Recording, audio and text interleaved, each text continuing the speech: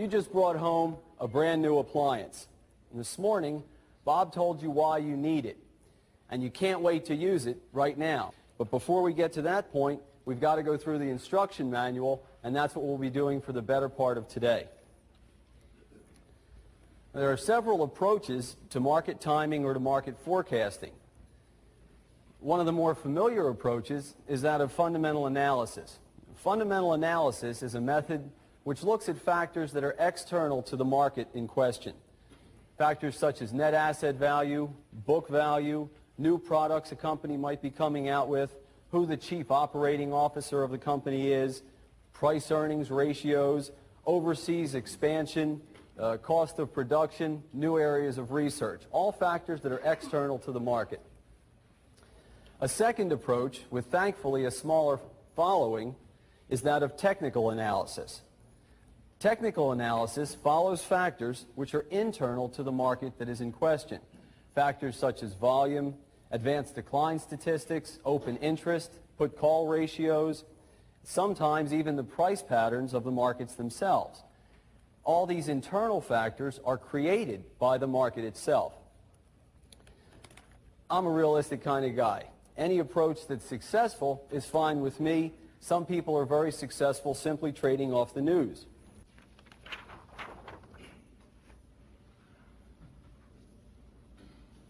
As you can see here in this cartoon. Now, there is one approach that has worked for over 50 years, and it still works today, and it will still work tomorrow, and that's the Elliott wave principle, and that's why we're all here this weekend. I've always had a fondness for games, and over the last 6 years, my experience with Elliott has allowed me to observe that many of the same concepts which existed in some games that were very familiar to me were also evident in the Elliott wave principle. Because it's sometimes helpful to grasp a new concept by relating it to an old concept that you're familiar with, I've chosen 3 games that I think are representative of those concepts, and I'd like to discuss them briefly. The first game is chess. And chess is basically a game of pattern recognition. Your ability to see ahead several moves in the game will be crucial to your success against your opponent, who's also trying to look ahead several moves in the game. The Elliott wave principle is also based on pattern recognition in the concept of wave counting. Your ability to assess the various paths that the market can move over within the parameters of Elliott, Bob talked about the rules earlier, will directly relate to your success in the markets. Now, in Elliott, these paths are referred to as wave counts, and we're going to be talking about those today. The belief that there is only one path that the market can take, and the refusal to assess other alternative paths, is a prescription that will get you into trouble. And we'll also take a look at that. The second game is bridge. Now, bridge is a very structured card game with 2 basic rules. There are 4 suits: spades, hearts, diamonds, and clubs. And when a suit is led, it is required that the other players, or that all the players at the table, follow suit. Otherwise, the player is reneging. Additionally, there is a trump suit which is declared just prior to the play of the hand, which can be played when you're void in another suit and win the trick in question. If you trump a trick when you're not void in that suit, you're reneging. You're not following the rules of the game as they're defined, and you're probably not going to be invited back to that table. Now, Elliott is also a structured system with a fixed set of rules. As Bob mentioned, wave 3 among waves 1, 3, and 5 can never be the shortest wave. Wave 2 cannot exceed the origin of wave 1. And wave 4 cannot overlap wave 1 within a 5-wave structure. There are some so-called practitioners of Elliott out there today who continually violate these rules, and they still proclaim to be using Elliott. They aren't, and they really shouldn't confuse those people who are interested in learning Elliott with a distortion of what is really the simple beauty that Elliott has to offer us. Now, one other aspect of bridge, which will lead us into the third game that we'll talk about this morning, is the concept of finessing a trick. Bridge involves bidding on the individual hands, which indicates strengths and weaknesses in those hands. Given the opportunity during the play of the game, a successful finesse will be achieved more often than not by correctly assessing the probabilities of where the cards lie. And when you're talking about probabilities, the first game that comes to mind is poker.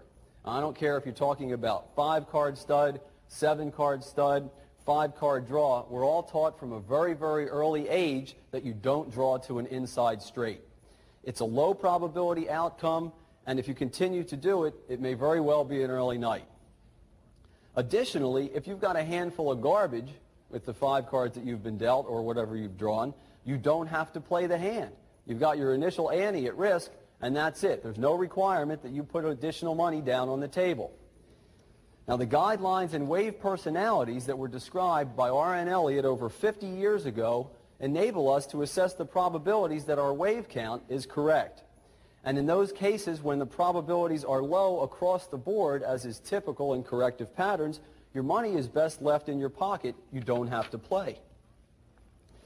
Now, finally, a common thread throughout all these games is the psychology that's relative to the opponent.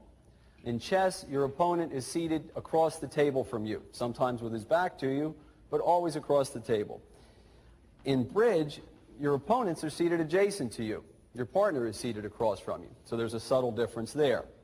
In poker, your opponents are seated around the table or the campfire. As long as the requisite gin bottles are there, it doesn't really matter. In the market, though, it gets a bit more interesting, because first you've got the market itself as your opponent. Then you've got all those tens of thousands of people out there who think they're at least as smart, if not smarter than you, or at least as lucky, if not luckier than you are, and they're all your opponents. But in the market, you've also got yourself as an opponent. You hear that little voice that's telling you you're wrong, and you start second-guessing yourself. And then you start wondering, well, this is what my analysis tells me about the market, but what about the trade deficit? What about the non-farm payroll figures? What about the revised GNP numbers that are due out a week from Thursday? Is Elvis alive, and will he testify against Drexel? It all combines to add yet another dimension to the game. So what do we have?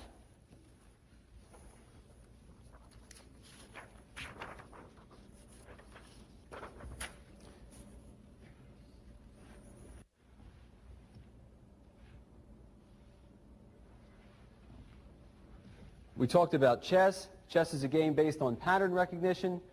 We're going to talk about Elliott. Elliott pattern recognition is seen in wave counts. If you can't see several moves ahead in a game of chess, if you can't assess the alternate counts, you're going to lose your king and the game is over. We talked about bridge. Bridge has a fixed set of rules. Elliott has a fixed set of rules. They're not to be broken. If you break the rules, you're just not playing the same game. We talked about poker, which is based on probabilities. In Elliott, when we talk about probabilities, what we're looking at are guidelines and wave personalities. We'll look at those later this afternoon. If you continue to bet on low probability outcomes, it's going to be an early night. And these are the 3 main topics that we'll cover today. And the underlying theme throughout all of this, which makes it all possible, is psychology. Now, that's the end of the introduction. Let me show you how this all fits together.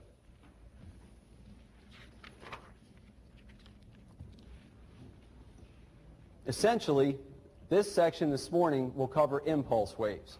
After lunch, we'll come back, we'll discuss corrective waves, and then we'll talk about rules and guidelines and wave personalities.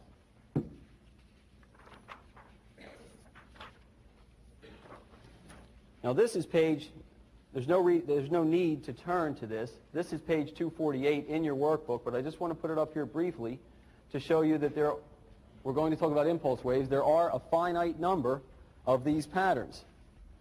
Once you learn these, there are no more. That's all you need to know about impulse waves. Bob discussed the basics. He talked a little bit about Fibonacci application. So we're going to take a detailed look at each pattern that's possible under the wave principle. The idea here is to see how Elliott can keep you in the market when there's money to be made and to keep you out of trouble all the other times. Let's take a look at page 2.1. This is the basic pattern. And what you see here in the up portion, waves 1, 3, and 5 are termed impulse waves. And waves 2 and 4 are termed corrective waves. Wave 2 corrects wave 1. Wave 4 corrects the action of wave 3. And the entire sequence, 1, 2, 3, 4, 5, is corrected by the sequence ABC. Let's flip to page 2. This is essentially the same chart, but what we see is that 2 waves of larger degree can be broken into 8 waves of the next lower degree, which can subsequently be broken into 34 waves of the next lower degree, and so on. What the Elliott wave principle states is that waves of any degree in any series can always be subdivided into waves of lesser degree or expanded into waves of higher degree. Let me just show you one example very briefly. Here's one wave up, here's wave 2 down. That's 2 waves. But this wave subdivides into 5, and this subdivides into 3. 5 and 3 is 8. Now figure 2.3 carries this phenomenon one step further. What you see here is a constant sequence of 5s corrected by 3s. Action followed by reaction. You've got impulse waves, which are movements in the direction of the main trend and subdivide into 5s. And then you've got corrective waves, which are movements against that trend and subdivide into 3s.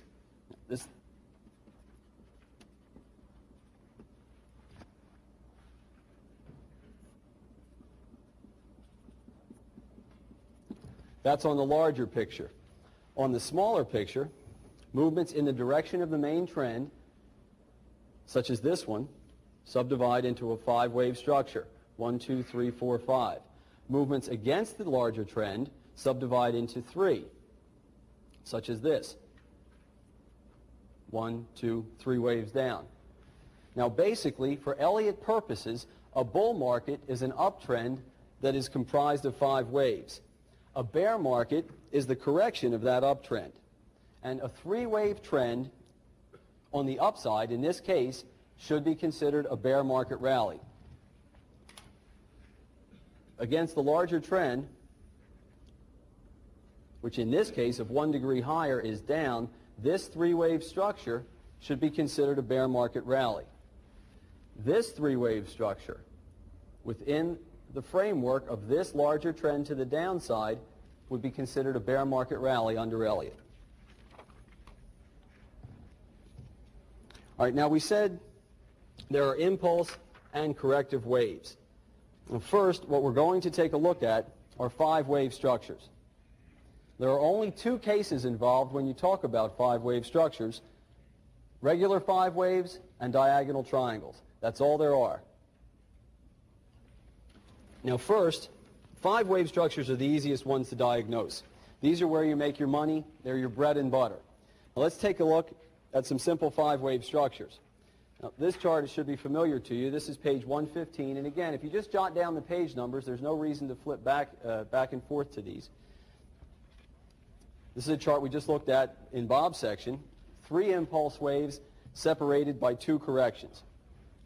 1, 2, 3, 4, 5 waves up is a very nice 5-wave structure. Within the 5th wave here, 1, 2, 3, 4, 5. These are simple 5s.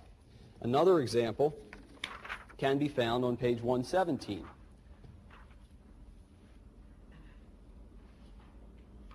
And let me point this out now. I've got certain examples here to show you specific instances of all the different wave patterns that we'll discuss. The workbook is full of other examples. Here's a nice 5-wave structure in cocoa. 1, 2, 3, 4, 5. That's just a simple 5-wave decline appearing on that chart. Page 127. This is the stock market. Here's a simple 5-wave structure which completed primary wave 1 of the most recent bull market that we saw from 1982 to 1987. And finally, Here's an example of the gold market. Here's a very clean 5-wave structures up that ended in 1974. This is also from section 1. Those are just examples of simple 5-wave structures.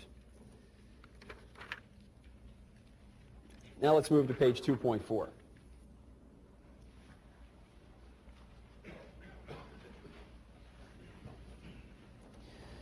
Usually, one of these impulse waves will be an extension. An extension is an elongated wave where the subdivisions are nearly the same amplitude and the same duration. In other words, they're about the same size and they last about the same time as the other 4 main waves, which give you really a total count of 9 waves of a similar size, as is illustrated very nicely right here, lower left-hand corner. That's a typical extension. 9 waves, all pretty much the same size and lasting about the same length of time. Let's take a look at a real-time example of this same phenomenon. This is page 138. And what we see here is a 5-wave structure with an extended wave 1. In other words, within wave 1, which also subdivides into 5 waves of roughly the same size and duration as the other main waves in the sequence. Now, as we saw in the lower corner where the extension was not identified, this is a 9-wave structure. But it could also have just as easily been labeled. There are reasons that it was labeled in this manner, the guideline of alternation for one, but you could also just as easily have labeled this chart as follows, making that intermediate wave 1, intermediate wave 2, and then counting 1, 2, regular 3, 4, 5, and having intermediate wave 3 be the extension. Similarly, you could also have counted 1, 2, 3, putting intermediate 3 there, intermediate wave 4 there, and going 1, 2, 3, 4 with intermediate wave 5 being the extension, the extended wave. Now, in each of those cases, there are no rules broken. Wave 4 does not overlap wave 1, and the third wave is not the shortest. Let me show you why that works. This has been very helpful at times in counting a structure, because I don't always know when you're counting and you start going 1, 2, and you're looking at a wave that you think is subdividing 1 of 3, 2 of 3, and then it looks like it's still subdividing further, and you're going 1 of 3 of 3, 2 of 3 of 3, and it's harder, it's difficult to keep track. Here's a simple 5-wave structure.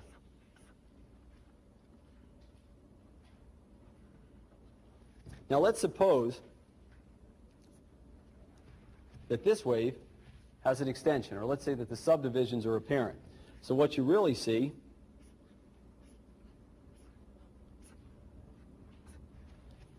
is that. Now all I've done is extend wave 3. By doing so, what I did was add 4 waves to the structure. 1, 2, 3, 4, 5 with an extended wave 3. 1, 2, 3, 4, 5, 6, 7, 8, 9 waves. So what we see is that 5 waves carries the same message as 9 waves. Let's take it one step further.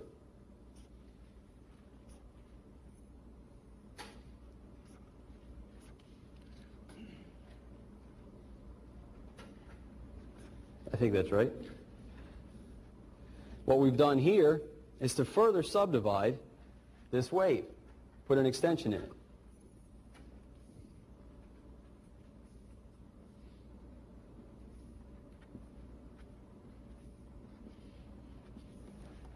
Okay, I've taken the exact same picture and just extended the middle wave in each case. You've got 5 waves within the extension right here. How many total waves are there here? Well, there are 13. 1, 2, 3, 4, 5, 6, 7, 8, 9, 10, 11, 12, 13. And what we see, by adding 4 waves again, because that's all you're doing when you're going from a straight line to a 5-wave structure, is adding a total of 4 waves.